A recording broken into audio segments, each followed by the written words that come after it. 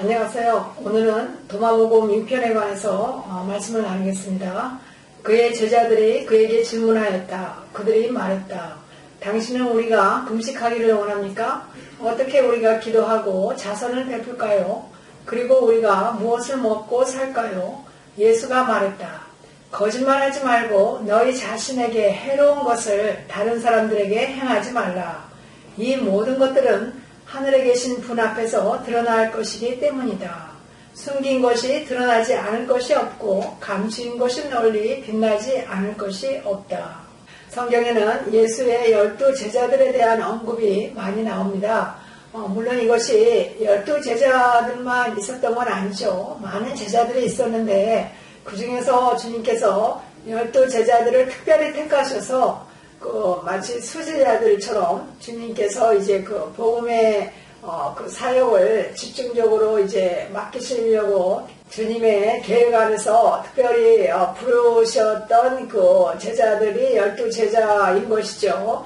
그래서 누가복음에 보면은 이때 예수께서 기도하시러 산으로 가사 밤이 새도록 하나님께 기도하시고 밝음에 그 제자들을 부르사 그 중에서 12를 택하여 사도라 칭하셨으니 곧 베드로 하고 이제 쭉 안드레, 야고보, 요한, 빌립, 바돌레메, 마태, 도마, 알프의 아들 야고보, 시몬, 유다 이렇게 나옵니다. 그렇기 때문에 혹자가 말씀하는 대로 예수님의 12 제자를 무슨 후에 무슨 초대교회에서 있는 성경 저자들이 드라마를 만들었다 이거는 말이 안 되는 거죠. 사실 팩트에 근거해서 성경을 읽어야 되는 것이고 거기에 대해서 자꾸 인간적으로 무슨 이렇게 쓸데없는 이렇게 추측을 하고 이렇게 억측을 하는 것은 바람직하지 못한 거죠. 그렇기 때문에 성경 말씀은 진실되게 순전한 마음으로 읽으셔야 그것이 은혜가 되는 것이고, 그래서 또 성령의 그 진리 조명하심을 받고 우리가 그 진리의 말씀의 그 의미를 깨닫게 되는 것입니다. 그래서 그 12 제자를 택해서 사도다, 아포스틀, 그러니까 보내심을 받은 자, 이렇게 세상으로 보내심을 받은 자죠. 주님께서 우리는 부름받은, 현대에 와서도 우리 믿는 사람들은 하나님께로, 주님께로 부름을 받은 자들, 그리고 주님과의 관계가 형성이 되고 나서 돈독해지면 우리는 세상에 나가서 주님의 산 증인, 주님의 위트니스, 주님의 행하신 것을, 주님의 가르침을 전하는 자들이 되는 것이죠. 그래서 세상으로 또한 샌딩, 보냄을 받은 자가 되는 것입니다. 그래서 사도라 이렇게 칭하신 거죠. 주님의 제자를 디사이플이라고 하는데 우리가 세상에서도 그 제자다 하면은 어떤 이의 그 가르침을 받고 러너가 되는 거죠. 그리고 그 가르침대로 그 따르는 자 하니까 팔로워 이렇게 얘기할 수 있죠. 그 예수님의 제자라는 것은 예수님에게서 배우고 가르침을 받고 예수님처럼 살아가고자 하는 그러한 제자들 이 뜻이 되겠습니다. 여기 하나님께서는 모든 사람이 구원을 받으며 진리에 이르기를 원하신다. 이 말씀에 요한복음에 나와 있습니다. God wants all men to be saved and come to the knowledge of truth. 그래서 there is one God and one mediator between God and man, Christ Jesus. 하나님의 한 분이시고 하나님과 사람 사이에 그 중보자, mediator, 중간에서 중보하시는 분, 이 분은 곧 크라이스트 지저스, 예수 그리스도라 이 말씀입니다. 그래서 여기 보니까 또 예수 그리스도는 who gave himself a ransom for all men. 그래서 예수 그리스도께서 모든 사람을 위해서 자기를 대속물로 주었다. 여기서 랜점, 대속물이다. 이 말은 무슨 뜻입니까? 말하자면은 유괴범이 누구를 납치할 때 몸값을 요구하죠. 몸값 이렇게 네가 몸값을 주면은 이 사람을 돌려주겠다 이렇게 얘기하는 그런 의미가 있습니다. 그래서 이 랜점이라는 것을 여기서는 대속물이다. 주님이 우리를 위한 대속물이다. 이렇게 해석이 된 거죠. 그런데 여기서 보면은 우리가 왜 이런 표현이 되느냐 하면은 성경에서는 그 영적으로 분명히 영적인 실체, 스피리추얼 빙을 분명히 지목하고 있습니다. 그래서 성령이냐 아니면은 거짓의 영이냐, Spirit of Truth or Spirit of Falsehood, 거짓의 영이냐. 그래서 그 거짓의 영은 우리가 이제 Evil Spirit, 속이는 영, Deceptive Spirit이라고 합니다. 그래서 보통 이제 악한 영, 악령이라고 우리가 얘기를 하죠. 그래서 우리가 주기도문 할 때 우리를 시험에 들지 말게 하시며 다만 악에서 구하옵소서. Lead us not into temptation, but deliver us from evil. 이렇게 나오는데 temptation, 그러니까 하나님이 생각하시기에는 하나님의 사랑하는 하나님의 피조물인 우리 인간들이 이렇게 하나님을 떠나서 사는 것을 악한 영에게 휘둘려서 악한 영에게 사로잡혀서 하나님을 떠나서 영원한 생명과는 거리가 먼 영원한 죽음, 멸망으로 가는 그런 상상이 있다 이렇게 생각을 하시기 때문에 하나님께서는 주님을 보내셔서 주님께서 십자가에서 보혈의 피를 흘리신 그 대속 주님이 그러니까 우리의 속죄를 위한 그런 산 제물이 되신 거죠. 그래서 living sacrificial 그런 이렇게 오퍼링이 되신 겁니다. 그래서 그런 표현이 성경에 되어 있는 것이죠. 그래서 그런데 이렇게 기독교를 자꾸 불교적인 시각으로 불교화하려는 그런 의도가 있는 분들은 이 제자라는 말도 거기다가 좀 딴지를 거시죠. 그래서 제자라는 말 말고 뭐 도반이라는 말을 해야 된다. 이거는 불교에서 나오는 용어죠. 도반이라는 것은 그러니까 도를 닦는다 할 때 도자죠. 반자는 이제 함께 이제 동반한다, 어떤 반려가 된다 이거죠. 이거 어떤 컴패니언십을 말하는 거죠. 어떤 제자들로서 동등한 입장에서 어떤 그 도를 구도자적인 그런 추구하는 그런 관계, 동반자적인 입장 이렇게 얘기를 하는데 성경은 이것과는 근본적으로 의미가 다르다는 것을 우리가 명백히 알아야 되는 것이죠. 요한복음 15장에 보면은 나는 포도나무이고 너희는 가지다. 사람이 내 안에 살고 내가 그 사람 안에 살면 그는 많은 열매를 맺는다. 나를 떠나서는 너희가 아무것도 할 수 없다. 내가 명령하는 것을 너희가 실천하면 너희는 바로 내 친구다. 이렇게 말씀하고 계시죠. 그러니까 우리가 포도나무이신 주님한테 꼭 붙어 있어야 되는 가지가 되어야 된다. 이 말씀을 하시는 거죠. 그래서 여기서는 조건이 있습니다. 주님의 친구가 되는 조건이 뭡니까? 주님이 명령하는 것을 우리가 따르고 실천하는 것이죠. 그래서 이제부터는 내가 너희를 종이라고 부르지 않겠다. 종은 주인이 하는 일을 모른다. 오히려 내가 너희를 친구라고 부른 것은 내가 아버지께 들은 것을 모두 너희에게 알려주었기 때문이다. 그러니까 주님은 우리를 인격적으로 귀하게 보시는 겁니다. 근데 종으로서 우리를 취급하시는 게 아니라 우리를 프렌들리하게 대해주신다 이겁니다. 어떤 조건 안에서 그렇습니까? 이미 우리에게 가르쳐 주신 하나님의 진리의 말씀을 우리가 알고 깨닫고 실천하면 그런 여건 하에서 우리를 친구 삼으시겠다 이 말씀을 하신 거죠. 그래서 너희가 나를 선택한 것이 아니라 내가 너희를 선택하여 세웠다. 성경에서는 그런 God's sovereign choice, 하나님의 주권적인 선택, 이 개념이 상당히 중요합니다. 그러니까 하나님께서는 우리에게 믿음을 주시고 우리가 하나님의 자녀가 되고 예수 그리스도를 우리가 우리의 퍼스널 세이비어, 구세주로 받아들이고 이런 능력이 생기게 된 것은 not by our work, 우리 자신의 어떤 행위, our deed, 우리가 어떤 공로가 있어서 그렇게 한 것이 아니라 by him who calls, 우리를 부르신 하나님, 주님에 의해서 우리가 믿게 되고 우리가 하나님의 자녀가 된 것이라 이 말씀입니다. 그렇기 때문에 우리는 그 주님의 하나님의 절대 주권적인 그러한 섭리, 그러한 은혜 이것을 우리가 깨우쳐야 되고 거기에 대한 이해가 있어야 되는 것입니다. 그래서 우리가 만약에 그럼 우리가 이성적으로 따질 수 있죠. 아니 왜 그렇게 합니까? 뭐 내가 믿지 않은 건 주님께서 나를 믿음 없게 만드셨기 때문 아닙니까? 이렇게 얘기하는 사람들도 있겠죠. 하지만은 그것은 우리 자신의 그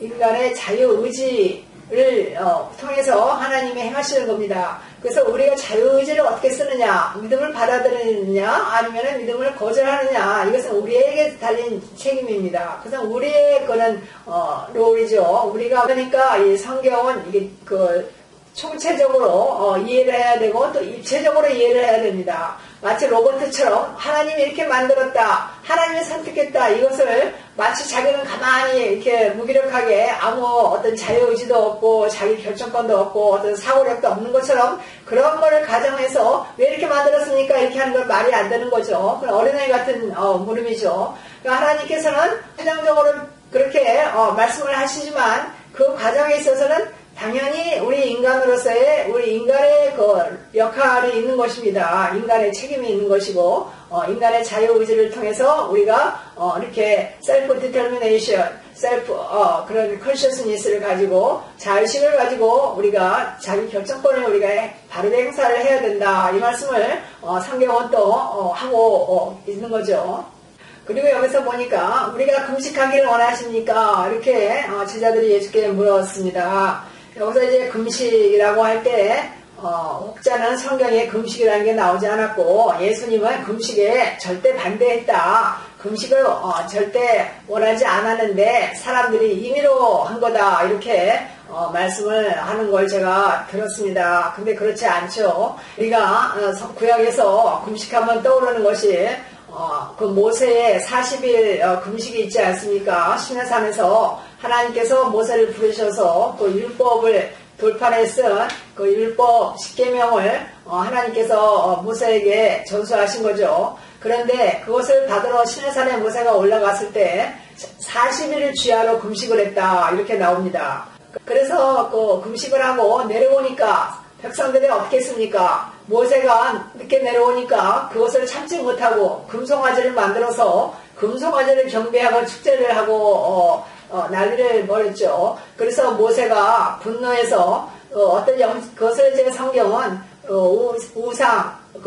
우상을 섬기는 거, 하나님은 형상이 없으신 우리 세상 만물과 우리 인간의 창조자이신데 우리가 이렇게 보이는 형상, 송아지나 뭐 다른 사람이나 뭐 어떤 그런 동상이나 이렇게 인간이 맨메이드한 그러한 아이돌 우상을 새겨서 그것을 이제 섬기고 그것을 월십하고 이라는 것을 그런 spiritual adultery, 영적인 음란이라고 그래서 상당히 하나님께서 진노하시고 가장 미워하시는 것이 바로 그런 것입니다. 그래서 이렇게 금송아지 앞에서 백성들이 그런 음란한 그런 월십 행위를 하고 그러니까 모세가 분노해서 하나님께로부터 받은 돌판을 깨뜨렸습니다. 그리고 나서 다시 하나님께 이제 그 백성들을 그 죄를 사함을 구하기 위해서 다시 시내산에 올라가서 제2차 40일간 주야로 금식 기도를 드렸던 겁니다. 그리고 나서 하나님께서는 그 모세에게 그 대속죄일에 The Day of Atonement, 대속죄일이라고 합니다. 용키포라고 합니다. 용키포라고 하는데 그 규례를 하나님께서 주셨습니다. 그래서 용키푸르라 하는 것은 용은 날이라는 뜻이고 키푸르는 덥다, 면제받다, 죄사함을 받는 날이다 이 뜻인 거죠. 그래서 레위기 16장에 보면은 너희는 영원히 이 규례를 지켜라. 7월 그 달 10일에 너희는 스스로 괴롭게 하고 이 영키포 데이는 양력으로 보면 이제 9월 말에서 10월 초가 그 사이가 됩니다. 근데 유대력으로 보면은 신년의 뉴 새해가 되는 거죠. 새해 열흘간 이 사람들이 회개 기간을 가집니다. 그리고 그 열흘의 마지막 날에 해가 지기 전에 밥을 저녁을 다 빨리 들고 그 다음에 그때 이제 하루 동안 금식을 선포합니다. 그래서 The Great Day, 그러니까 큰 날이다, 대안식일이다 이렇게 부르죠. 그래서 그 다음날 해 질 때까지 이렇게 24시간 이 사람들이 금식을 하게 됩니다. 그래서 여기 레위기에 보니까 7월 유대 신년의 달입니다. 그 달 10일에 너희는 스스로 괴롭게 하고 아무 일도 하지 말고 본토인이든 너희 중에 우고하든 객이든 그렇게 해라. 이날에 너희를 위하여 속죄하여 너희로 정결케 한다. 너희 모든 죄에서 너희가 여호와 앞에 정결하게 하라. 이는 너희에게 큰 안식일인즉 너희는 스스로 괴롭게 할지니 영원히 지킬 규례라. 이 말씀을 하고 있습니다. 여기서 이제 괴롭게 해라. 그러니까 afflicting your soul. 네 영혼을 괴롭게 해라. 그러니까 우리가 그 회개와 어떤 죄를 생각하고 뉘우치는 마음과 함께 또한 육신적으로도 음식을 금하는 그러한 것을 했던 것입니다.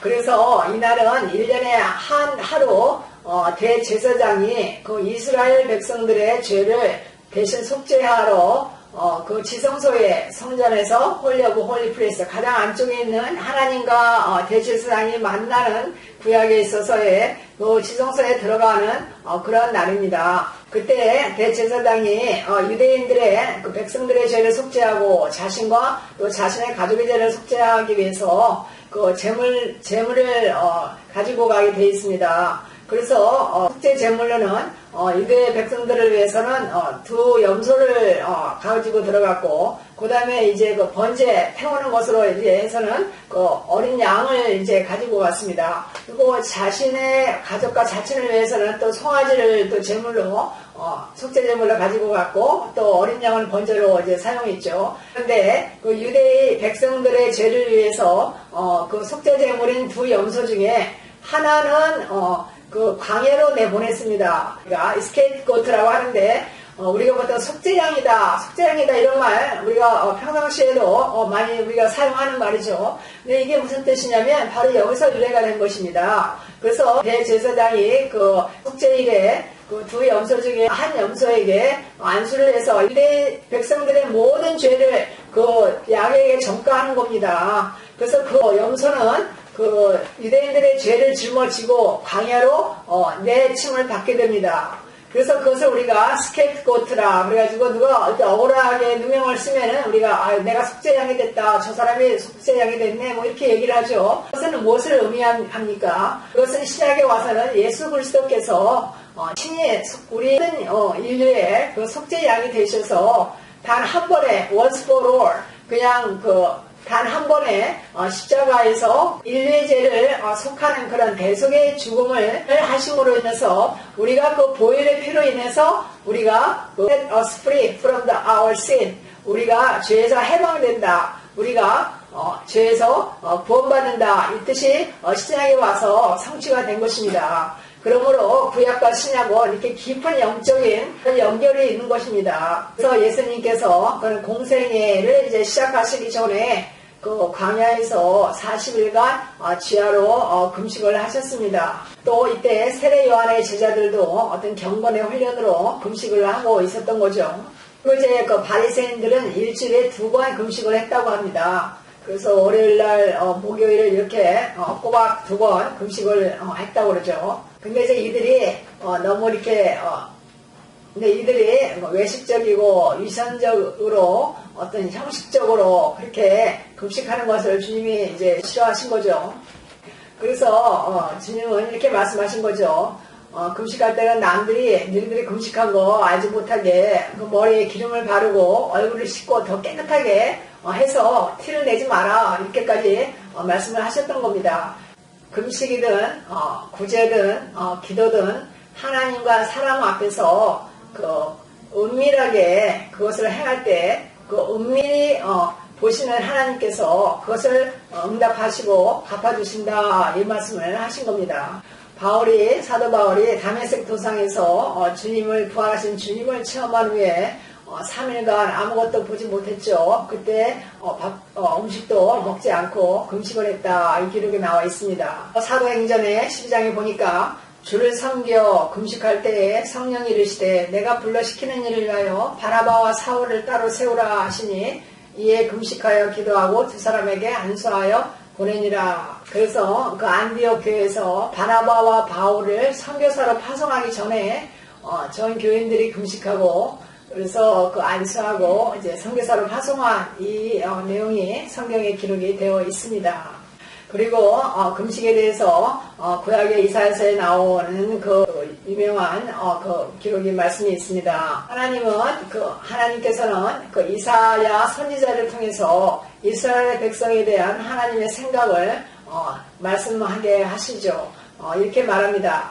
너희들이 이렇게 말한다. 우리가 금식했는데 어째서 주는 보지 않으십니까? 우리는 이렇게 우리 자신을 낮췄는데 어째서 주는 알아주지 않으십니까? 그러나 사실 너희는 금식을 하면서도 너희가 하고 싶은 대로 하며 너희 일꾼들에게 고된 일을 시키고 있다.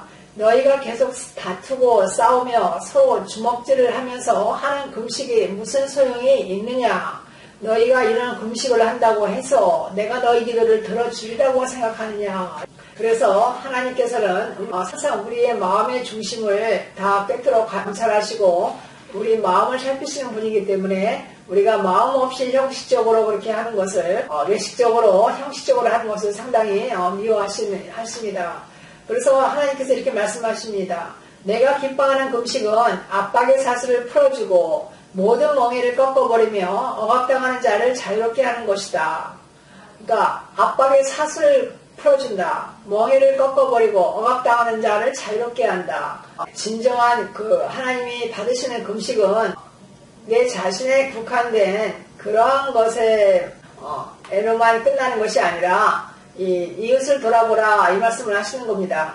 그래서 압박의 사슬을 풀어주고 어떤 제도적으로나 어떤 행함에 있어서 또한 약한 자를 우리가 공평하게 대하고 돌아보고 사회 소셜 저스티스 사회정의를 실천하라는 그런 메시지가 여기 강력하게 들어있죠. 모든 멍에를 꺾어버리고 억압당하는 자를 자유롭게 하는 것이다. 사람들은 어떤 제도나 이 당시에는 율법이죠. 권력이나 어떤 시스템이나 어떤 그런 인간의 파워로 사람들을 이렇게 부당하게 압제하고 사람들에게 비인간적으로 대하고 또한 사회적으로 약자, 없는 자 이런 사람들에게 부당하게 자신들의 그런 권력을 운영하거나 남용하거나 인권을 유린하는 것을 하나님께서 미워하시는 겁니다. 그래서 너희는 굶주린 자에게 너희 음식을 나눠주고 집 없이 떠돌아다니는 가난한 사람을 너희 집으로 맞아들이며 헐벗은 자를 보면 입히고 도움이 필요한 너희 친척이 있으면 외면하지 말고 도와주어라. 그러면 내 은혜의 빛이 아침 햇살처럼 너희에게 비칠 것이니 너희 상처가 속히 치료되고 내가 항상 너희와 함께하여 사방으로 너희를 보호하겠다. 그리고 너희가 기도할 때 내가 응답할 것이며 너희가 도와달라고 부르실 때 내가 여기 있다. I'm here. 이렇게 대답할 것이다. 만일 너희가 약자를 누르고 억누르고 남을 멸시하고 악한 말을 하던 것을 그치고 해왔더라도 우리 그것을 그쳐라 이 말씀인 것이죠.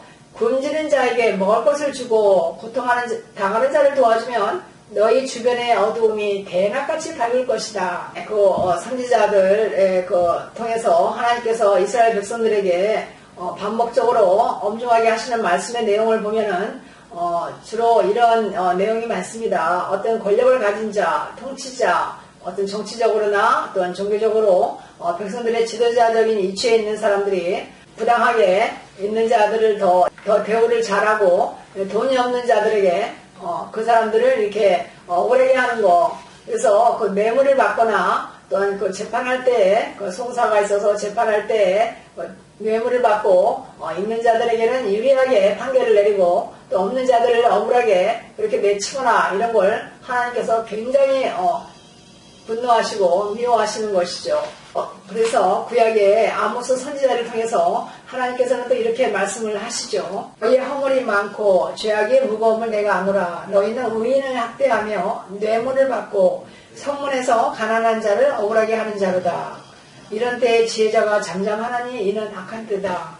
그러니까 그 의인의 말을 여기서 듣지 않고 정직히 말하는 자를 싫어하고 책망하는 자를 미워하고 사람들이 이런 상황이 되는 것이죠. 성문이라는 것은 코트, 재판하는 장소를 말하는 것이죠.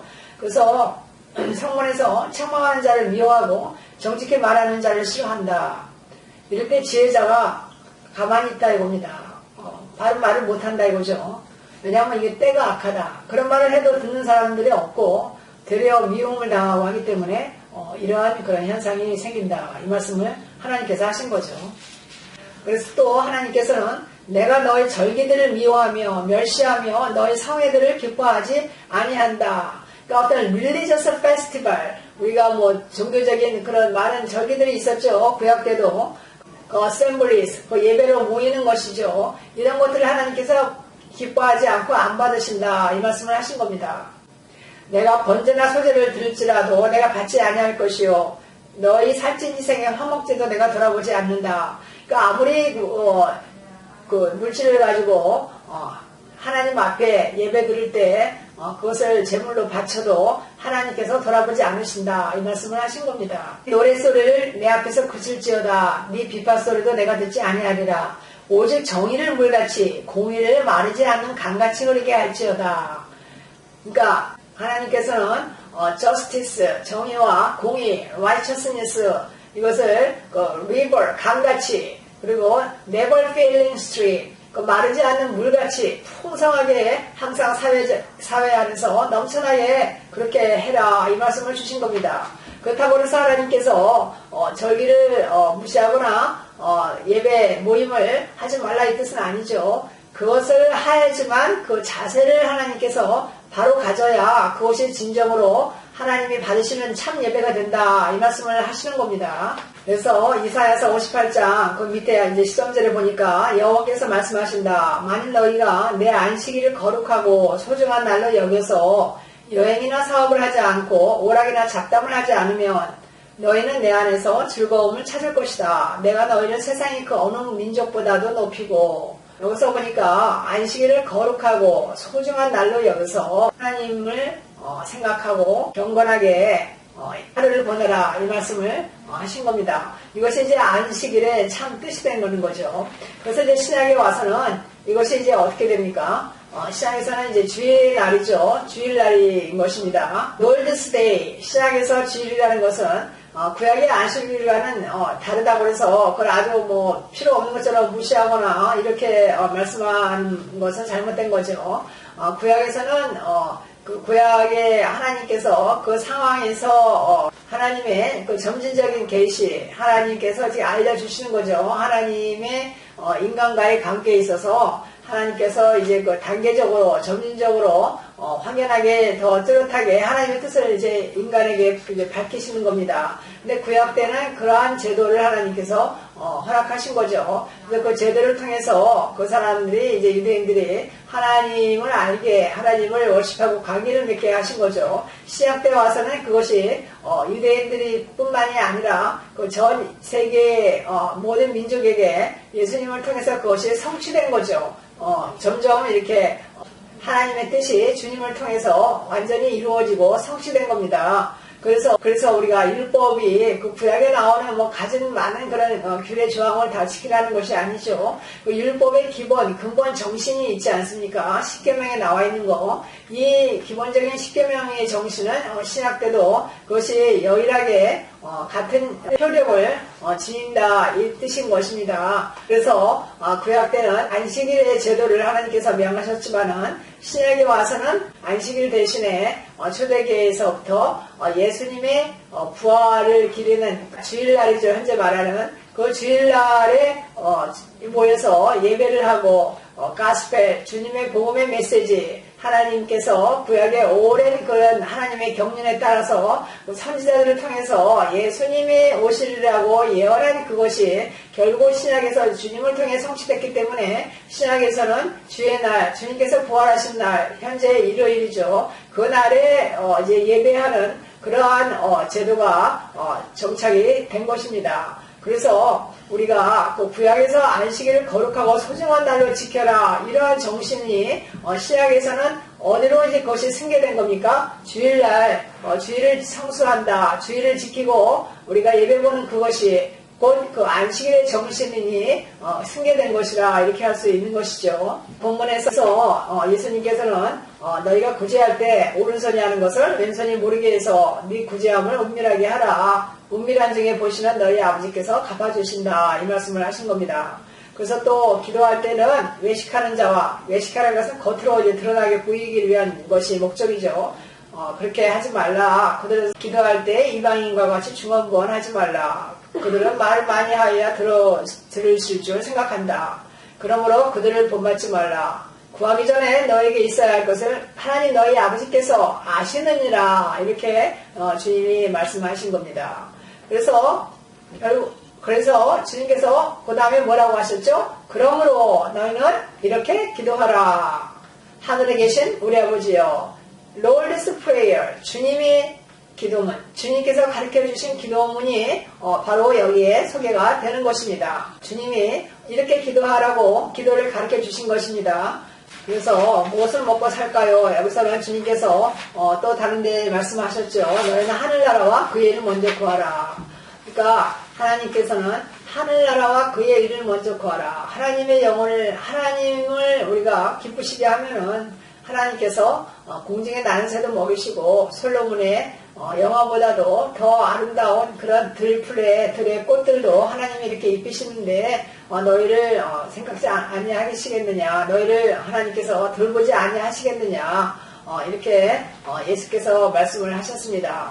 그래서 너희는 하늘나라와 그의 의를 먼저 구하라. 하나님께서 너희들에게 필요한 것을 다 하신다, 이 말씀을 하신 겁니다. 그래서 우리가 너무나 이렇게 근심을 많이 하는 거, 이런 것들도 불신이 되고 하나님 앞에서는 좋지가 않은 것이죠. 그래서 우리가 이 신앙생활이라는 것은 상당히 그 하나님과의 관계가 그것이 처음이고 그것이 또한 마침이 되는 것입니다. 그것이 또한 과정이고, 그러니까 첫째도 하나님과의 관계, 둘째도 하나님과의 관계, 셋째도 하나님과의 관계, 주님과의 관계죠. 인간은 부족하고 인간은 제도적으로 또한 역사적으로 많은 오류를 범하고 많은 죄악과 말할 수 없는 그런 성경의 본질과 예수님의 가르침과는 영 동떨어진 그러한 것으로 점으로 점철시킨 것도 사실입니다. 하지만은 우리가 잊지 말아야 될 것은 예수님의 그 근본 마음, 예수님의 그 말씀, 예수님께서 이 지상에 속죄양으로 스케일트 고트로 오셔서 십자가에서 단 한 번에 속죄양으로 화목제사, 화목제물로 하나님과 우리 인간과의 그런 메디에이터로 우리에게 죄사함과 구원의 그런 복음의 좋은 소식을 전해주신 그 예수님의 사랑과 열정, 은혜를 우리는 결코 잊어서는 안 된다, 이 말씀을 드리고 싶은 겁니다. 그래서 우리는 항상 본질을 향해서 우리 많은 인간적인 그 역사적인 오해에도 불구하고 우리는 결코 본질을 놓칠 수가 없는 거죠. 그래서 본질을 보고 주님을 향해서, 표대를 향해서 꾸준히 나아가면서 믿음의 선한 싸움을 싸우고 달려갈 길을 마칠 때 생명의 멸망을 받는 저와 여러분이 되시기를 주님의 이름으로 축복하며 감사를 드립니다.